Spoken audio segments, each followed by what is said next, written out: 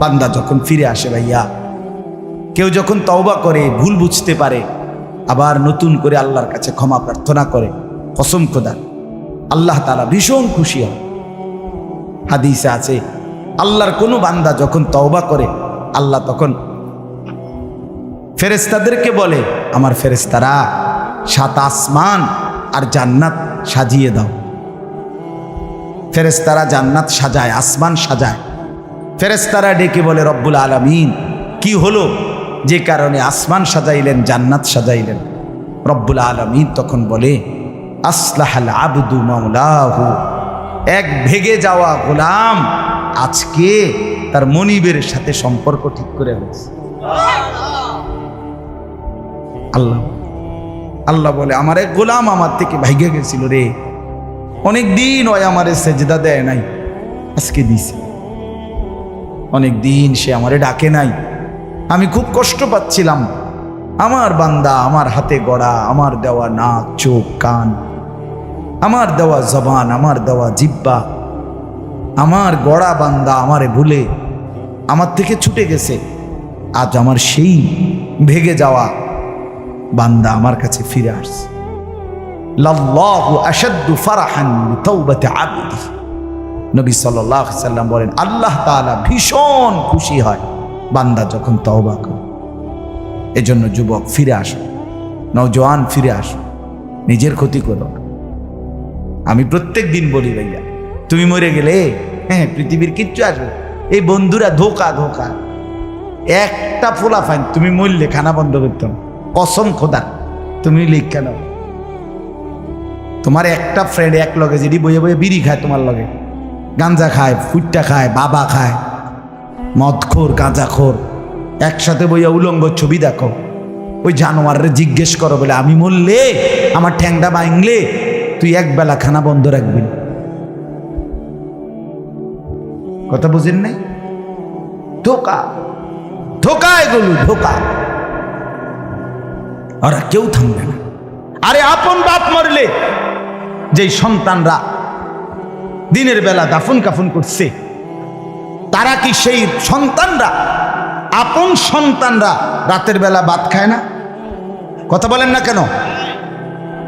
পাশের ঘর থেকে খানা রাইন্দা ইয়ে আরো বেশি খায়, আরো একটু গোস্ত লাও, যেই কান্দাটা তুমি কাঁদছো আজগা। কি ভাইয়া? তাইলে আপন বাপ, তারপরেও তো সন্তান খানা খেতেছে, তোমার লেগে কাঁদবে কে? এর জন্য পৃথিবী আমাদের কারো জন্য থামবে না ভাইয়া, থামবে না।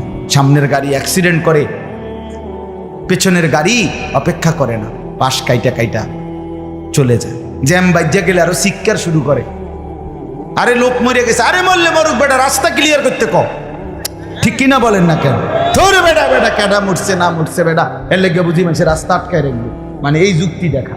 তাহলে কেডা মরছে না মরছে মানে তোর মতো এক মানুষ মরছে। ঠিক কিনা বলেন না? তোর মতো এক সুস্থ সবল মানুষ মরছে বেটা, যে একটু আগে হাত নাড়তো, পা নাড়তো, সেই মানুষটা এখন রক্তে ভাসতেছে বেটা। পাত্তাও নাই, কিসের সময় কার হাতে সময়? সবাই মেশিনের মতো, যন্ত্রের মতো দৌড়াইতেছে। রাস্তায় দেখেন না সিএনজি, অটো কি করে সবাই, কারো হাতে সময় নেই। ঠিক কিনা বলেন? কে কাকে ঠেলিয়া যাবে, কারো হাতে সময়, কে কার জন্য থামবে। এই জন্য তুমি নষ্ট হয়ে গেলে বন্ধু, কেউ তোমারে ফিরাবার নাই। তোমার জন্য ভাববে কেউ, ডাকবে কেউ, কাঁদবে কেউ নাই। আরে আপন মা বাপের তো খবর নাই এখন। আপন বাপ সাইয়া রইছে, দেখে তার ফুতে আজকে 6 বছর 9 বছর এক ওয়াক্ত নামাজ পড়ে না, এবড়া বয়ে বয়ে বিড়ি খায়, বন খায়, চা দিয়া ভিজাইয়া খায়। এবারটার মাইছো না সেইটার নামাজটা পড়লে পড়ছে, না পড়লে রাতের ব্যাপার। বাবুরে টেহা দনে দিছে, টাকা দিলে খালাস। যদি সুতে টাকা দেয় বাপের কোনো অসন্তুষ্টি নেই, আর যদি টাকা না দেয় এবড়ার গজবে আল্লাহর আরশ কাঁপে। ফুতের উপরে লানত দিতে দিতে, অভিশাপ দিতে দিতে শেষ। কারণ টাকা দেয় না, টাকা দেয় না, পুরা গ্রাম হাইটা হাইটা তখন মানুষের কাছে বদনাম। এই ফোলাগারে মানুষ করছি আমি, এই ফোলার লাইগা জীবন যৌবন শেষ করছি, 12 লাখ টাকা সুদে লইয়া তারে আমি নিজে বিদেশ পাঠাইছি। কত বড় নেয়ামতের কথা।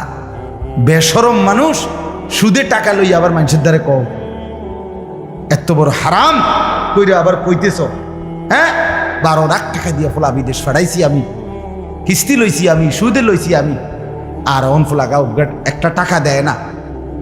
তার মানে সম্পর্কটা হয়ে গেছে এখন টাকা পয়সার ভিত্তি। আখিরাত কোথায়? আখিরাত কোথায়? আমার মা বলছিলেন, আজীবন আমার আব্বা বলতেন, আলহামদুলিল্লাহ আমার আব্বা, আমরা 5 ভাই মাদ্রাসায় পড়ছি, 5 ভাই আলেম হয়েছে। আব্বা আজীবন বলতেন, আমার স্বপ্ন আমার ছেলেরা 5 জন আলেম হবে, আমার কবরের পাশে চারদিকে আমার ছেলেরাই দাঁড়াবে। এই বছর আমরা ঈদের 2 দিন পরে বাবার কবরের সামনে মসজিদে গ্রামে মাহফিল করছি। আমি বয়ান করছি, আমার বড় ভাই বয়ান করছে, আমার ছোট ভাই বয়ান করছে, আমার আব্বার আমরা 5 ভাই 3 বোন, আমাদের ছেলে মেয়ে মিলে, আর আমার মা বাইচা আছে, আমরা মোট 45 জন। আমার বাবার বংশ, মা সহ, মা ছাড়া 44 জন, মা একজন 45, একের গুণা 45 জন, 45 আলহামদুলিল্লাহ। একেবারে 45 জনের ছোট বাচ্চাটাও, একবারে 2.5 বছরের বাচ্চাটাও আলহামদুলিল্লাহ আল্লাহর নাম বলতে পারে। 2.5 বছরের মেয়েটাও ওই মজলিসে গেছে, আমাদের সবচেয়ে ছোট, সেও মাথায় হিজাব ছিল, আল্লাহর নাম বলেছে। দাদা ভাইয়ার কবরে দাঁড়াইছে, নানার কবরে দাঁড়াইছে। এই জন্য বললাম মা বাপদেরকে অনুরোধ করি সন্তানের প্রতি কদর করে, সবাই মিলে ফিকির করে, দেখেন আয়াতের তর্জমাটা শুনে, তাইলেই কথা শেষ।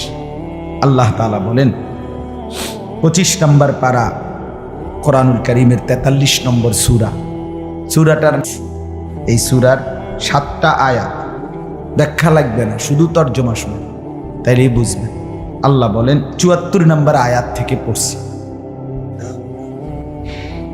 ইন্নাল মুজরিমিনা ফি আযাবি জাহান্নামা খালিদুন।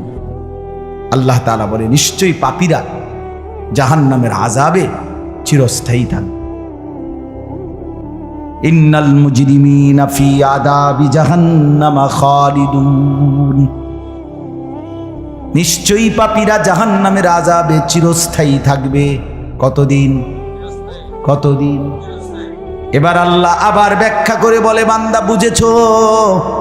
লা ইউফাত্তারু আনহুম, 1 সেকেন্ডের জন্য বিরতি দেওয়া হবে না। জাহান্নামী চিৎকার করে বলবে, মাওলা আমারে মৃত্যু দিয়ে দেন। আল্লাহ বলবে না। জাহান্নামী বলবে, আল্লাহ একটু সময়ের বিরতি দেন, 10টা মিনিটের বিরতি দেন মাওলা। 24 ঘন্টার আগুন, আমারে 10টা মিনিট একটু আলগা থাকতে দেন, আমি যে আর পারছি না মাওলা, এতটা ভীষণ আযাব আমি যে আর সইতে পারছি না মাওলা, আর পারছি না। লা ইউফাত্তারু আনহুম, আল্লাহ বলেন 1 সেকেন্ডের জন্য জাহান্নামের আযাব, আগুন বিরতি দেয়া হবে না। ফাতরাত মানে কি নাই বিরতি। আহুম ফীহি মুবলিসুন, এরপরে আল্লাহ বলেন জাহান্নামী এই দীর্ঘ 24 ঘন্টা অনন্তকাল আযাবের মধ্যে থাকবে। কেমনে থাকবে? মুবলিসুন, বিষণ্ণ হয়ে, উদাস মনে। কোনোদিন চেহারায় 1 সেকেন্ডের জন্য হাসি ফুটবে না, কোনোদিন আর সুখের নাগাল পাবে না। আজ তো বন্ধু রাত কেটে ভোর হয়, ভোর গিয়ে রাত হয়, অন্ধকার আলো হয়, আলো অন্ধকার হয়। যে হাসে সে কাঁদেও, যে কাঁদে আবার সে হাসেও, ঠিক না? কিন্তু রব্বুল আলামিন বলেন ওয়াহুম ফীহি মুবলিসুন, জাহান্নামীর মন, জাহান্নামীর চেহারা বিষণ্ণ, উদাস, সব সময় হাসিবিহীন থাকবে, কোনো সেকেন্ড হাসতেই পারবে না।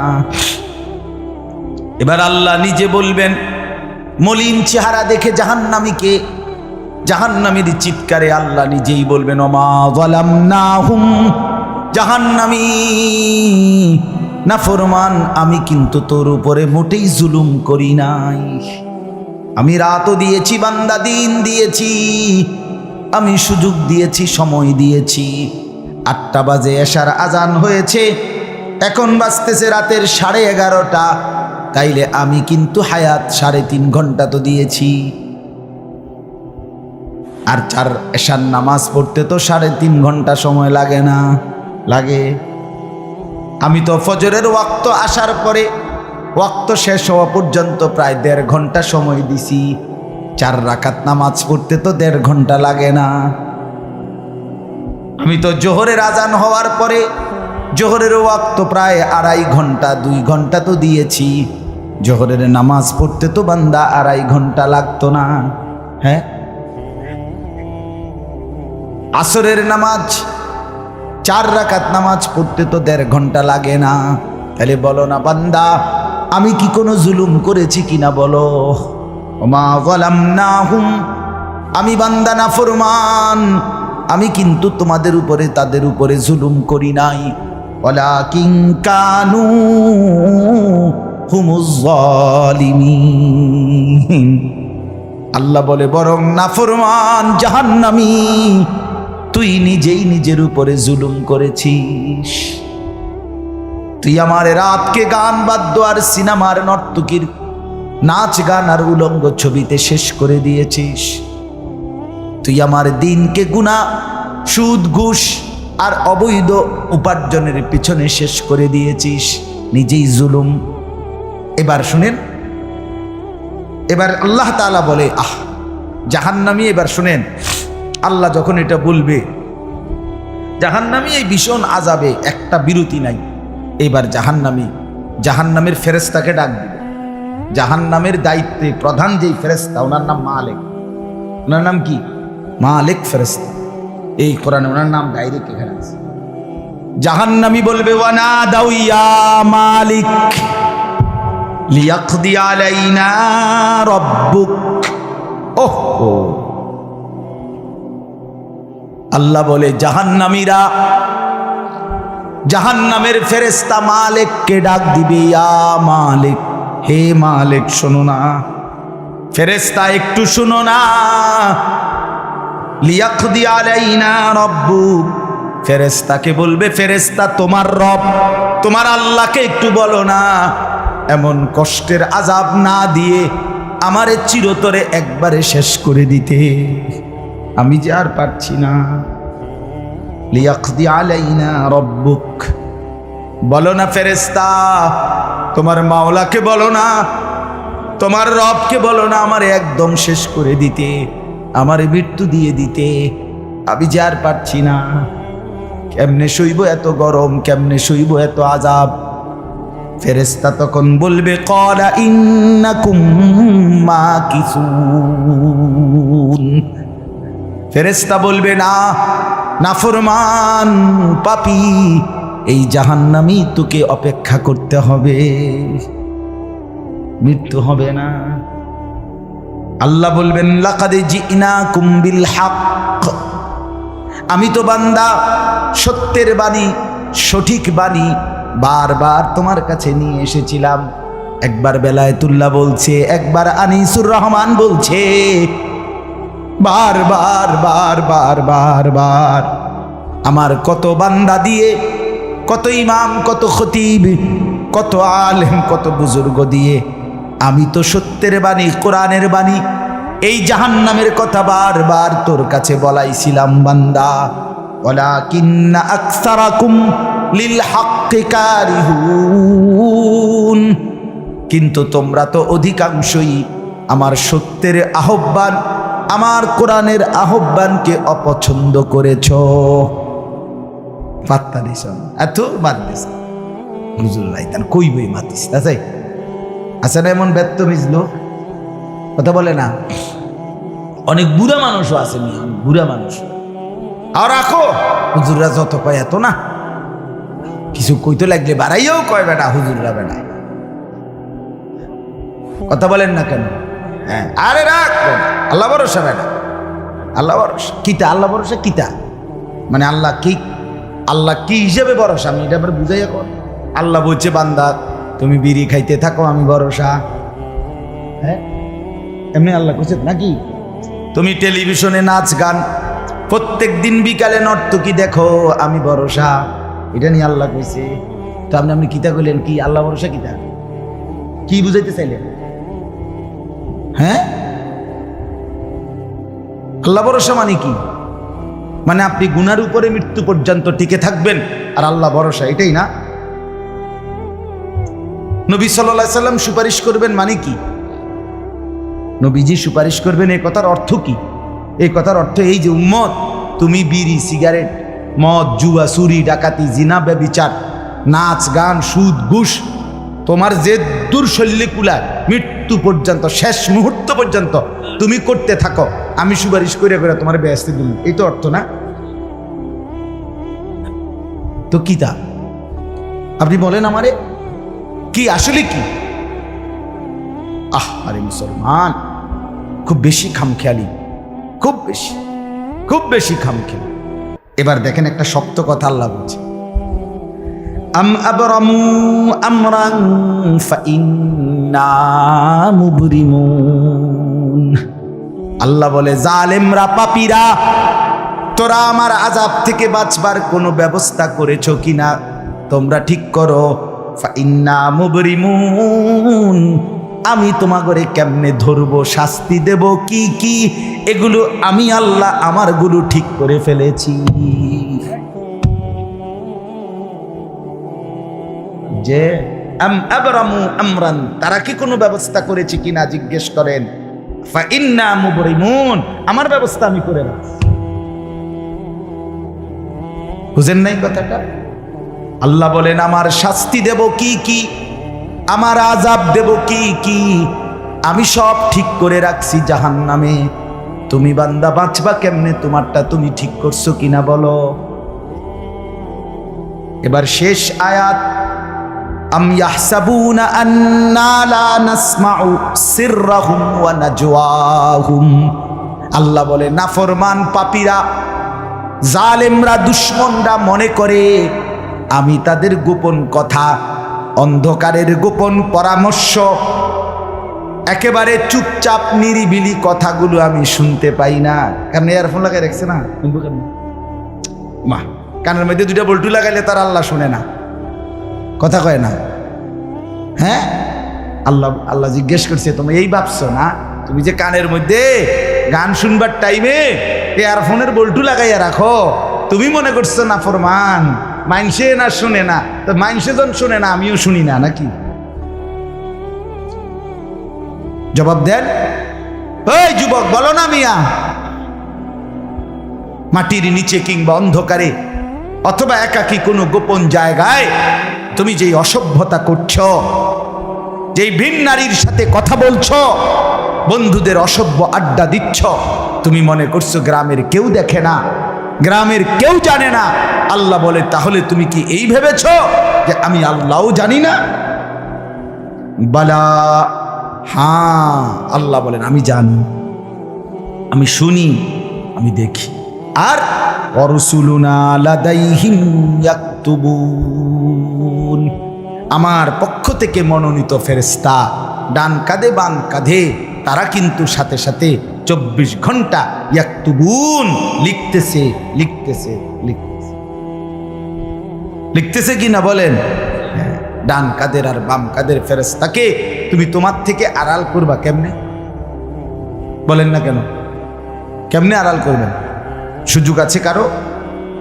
আল্লাহ আমাদেরকে বুঝ দান করে।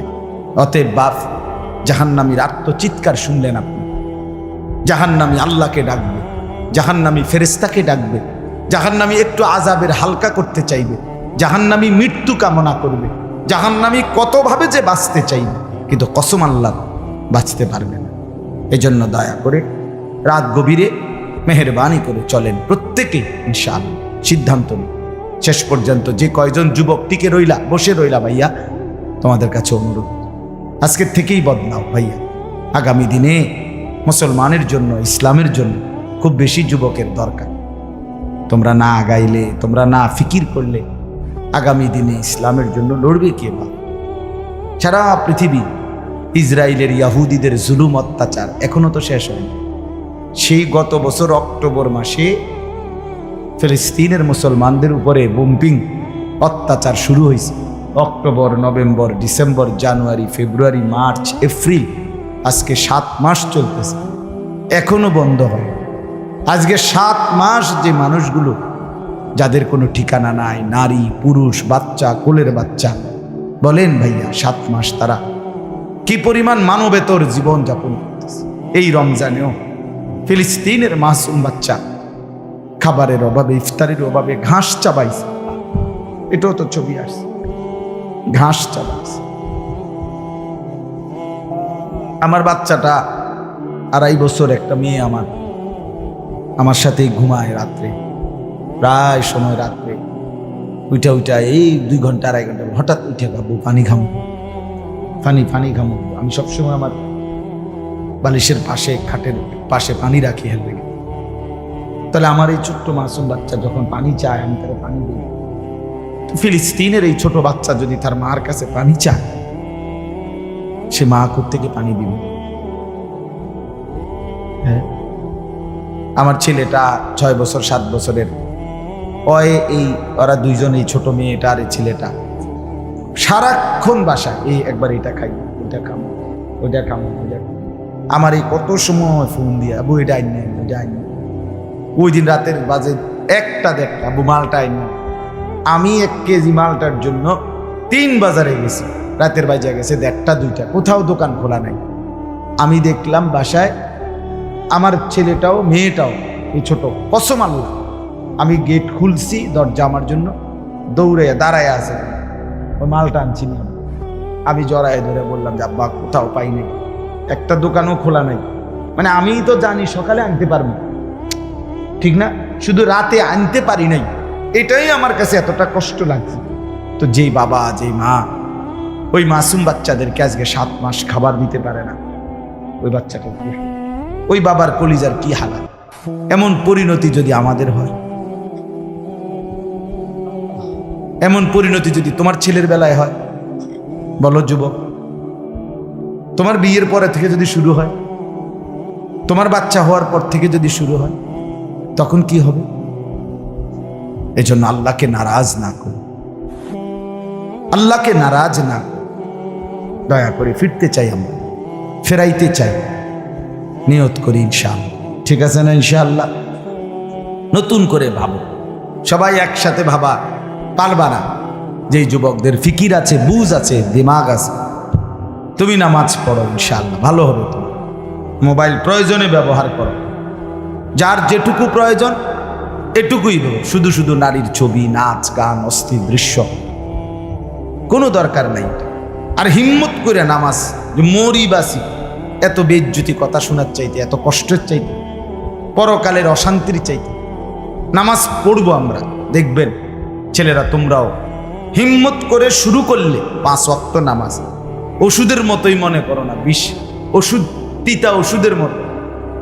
দেখবে 1টা মাস যদি কেউ একটু জন্মা যে মরি বাসি নামাজ পড়মুই, কসম একসময় এটা মজাদার হয়ে যায়। হ্যাঁ, সেজদা দিলে খুব মজা হয়। সেজদা দিলে বান্দা আল্লাহ পিঠে মাথায় আদর করে হাত বুলায় দেয়, খুব আদর করে, আল্লাহ পাক খুশি হয়, বান্দাকে কোলে তুলে নেয়, আদর করে। এই জন্য আমরা দয়া করে ইনশাআল্লাহ নামাজ পড়ি। পর্দার আড়ালের মা বোন যারা আছেন, মা, আপনি যদি বেপর্দা হন, আপনিও শেষ হইলেন, এলাকার ছেলেগুলোকেও নষ্ট করলেন। একজন বেপর্দা নারী শুধু নিজে গুনাহগার, সে অসংখ্য মানুষকে পাপে অংশগ্রহণ করায়। এই জন্য একজন বেপর্দা নারী, সে সরাসরি জাহান্নামের ফেরিওয়ালা। সে কিসের ফেরিওয়ালা? জাহান্নামের ফেরিওয়ালা। সে জাহান্নামের ফেরিওয়ালা, আগুনের ফেরিওয়ালা। কারণ সে তো তার রূপ যৌবন দেখাইতেছে, ফেরিওয়ালার মতো পিছনে পিছনে ডাকতেছে অসংখ্য যুবককে, দেখো আমাকে, বরবাদ করো নিজেকে, বরবাদ করো নিজের চরিত্র, বরবাদ করো নিজের কবর, বরবাদ করো নিজের আখিরাত। তাহলে সে গুনাহের ফেরিওয়ালা, সে জাহান্নামের ফেরিওয়ালা, সে অসভ্যতার ফেরিওয়ালা। এই জন্য একটি সমাজের মধ্যে সবচেয়ে নিকৃষ্ট বেপর্দা না, বেপর্দা না। আল্লাহ তাআলা আমাদের মা বোনদেরকেও হেফাজত করে। আজকের মাহফিল যে যুবকরা সাজাইছে, আল্লাহ তাআলা সমস্ত নওজোয়ানদেরকে কবুল করে। বাস্তবতা হইল আসলে 4-5 মাস, মেন শীত সিজন 4 মাস 5 মাস। এখন 5 মাসে যদি 30 দিন করে হয় তাহলে হইল 150 দিন। যদি প্রতিদিন 2টা করে মাহফিল দিতে হয়, দেওয়া যায়, তাহলে 300 মাহফিল মনে করে। এখন মাহফিলের কাগজ আমার গাড়িতে এখনো আছে মনে হয় কমপক্ষে 1,500-2 হাজার। এটি আমরা ফরে রয়েছে কাগজ, ব্যাগ ভরা এতটি কাগজ। আমি কি করতে পারি? কেমনে দাও, কিভাবে দাও এগুলো? আচ্ছা, সারা বাংলাদেশ তো নবীনগরকেই বলে, ঠিক না? বাংলাদেশ মানে তো নবীনগর। এমনি বলেন সারা দেশ থেকে এই মাহফিল নিয়ে কাবজাব, কত মানুষের আবেদন, অনুরোধ, কাকুতি মিনতি। এরপরও আমাদের এই মুফতি বেলায়েতুল্লাহ সাহেব এবং আমাদের এই নবীনগর এসআর মসজিদের ইমাম মকবুল ভাই, মাওলানা মকবুল সাহেব, এরা সবচেয়ে বেশি মাহফিলেই কম না। আলহামদুলিল্লাহ, আমি চেষ্টা করছি, ওনাদেরকে অনেকগুলো মাহফিল দিচ্ছি, আরও দেওয়ার ফিকির আছে, কিন্তু আসলে সময় একদমই অল্প। মূলত খুব বেশি ডেট নাই, কুলাম যায় না, এই জন্য এই সময় দিতে হচ্ছে। ওই ভাই ইমাম সাহেব অনেক অনুরোধ করছে, আমারও মনে আছে, ওখানে বারবার বেশি অনুরোধ করছে। এই জন্য যাক, আল্লাহর দয়া আশা হয়েছে। আমিও আপনাদের জন্য দোয়া করি, আপনারাও আমার জন্য দোয়া করবেন।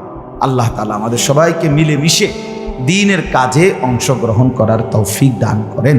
আমিন। দোয়া করুন। আল্লাহ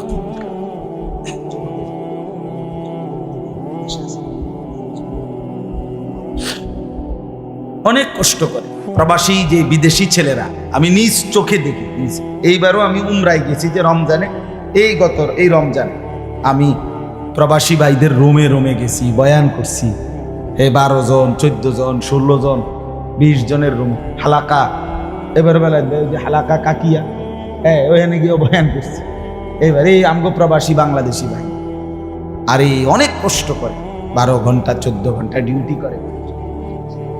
হ্যাঁ, এরপরে আপনার এই ছোট্ট একটা রুমের মধ্যে 14 জন 16 জন একসাথে ঘুমায়, নিজেরা রান্না করে খায়, নিজেরা।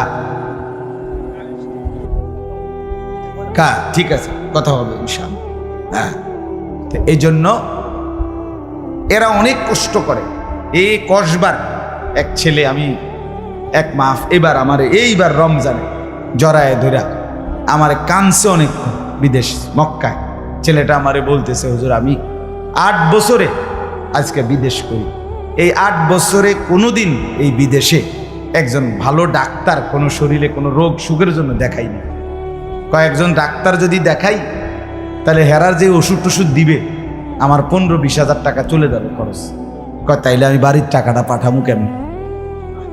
এই জন্য ব্যথা বেদনার একটা ট্যাবলেট খাইয়া পইরা থাকি হুজুর, আর এই কলজার মধ্যে জমাইয়া টাকাগুলো সব বাড়িতে পাঠায়। ছেলেটা আমারে খুব কাঁদছে, আমার পোলাটার কথা মনে হয়।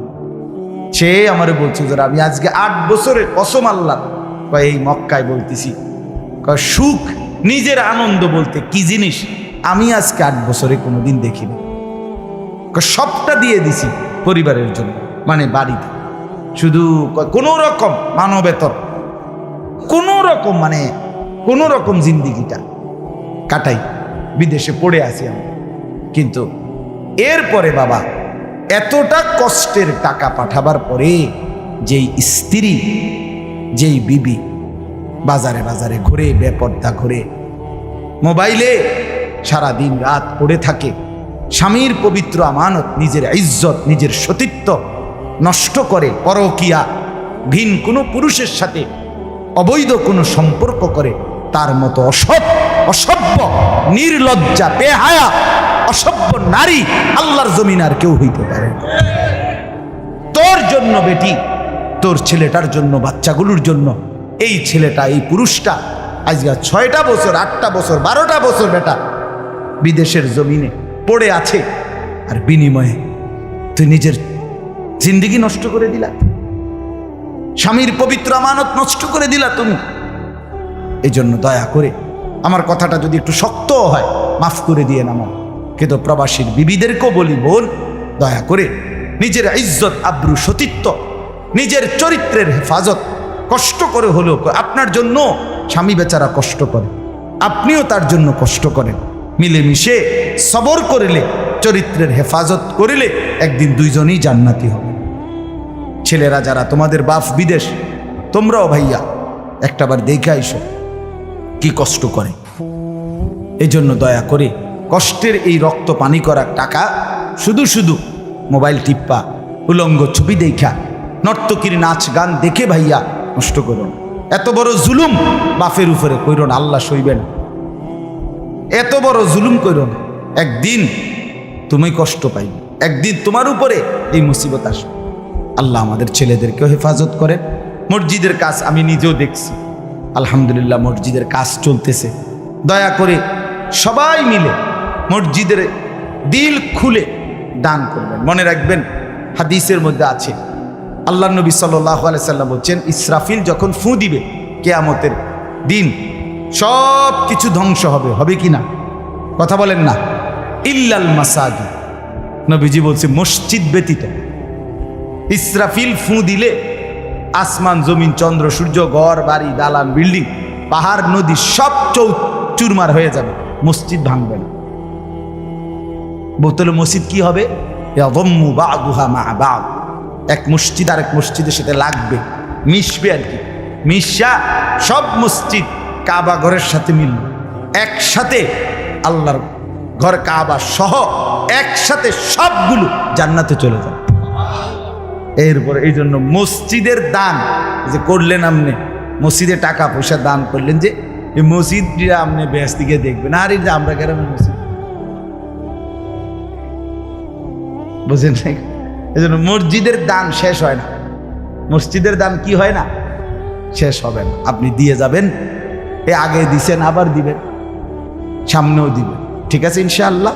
সবাই সহযোগিতা করেন।